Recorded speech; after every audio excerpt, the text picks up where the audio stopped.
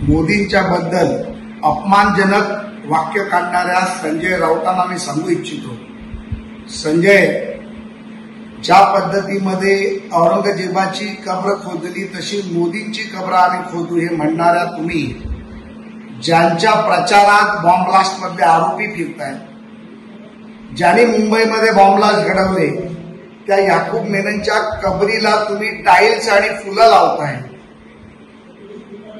त्यांना अशा पद्धतीतली भाषा करण्याचा नैतिक अधिकार नाही।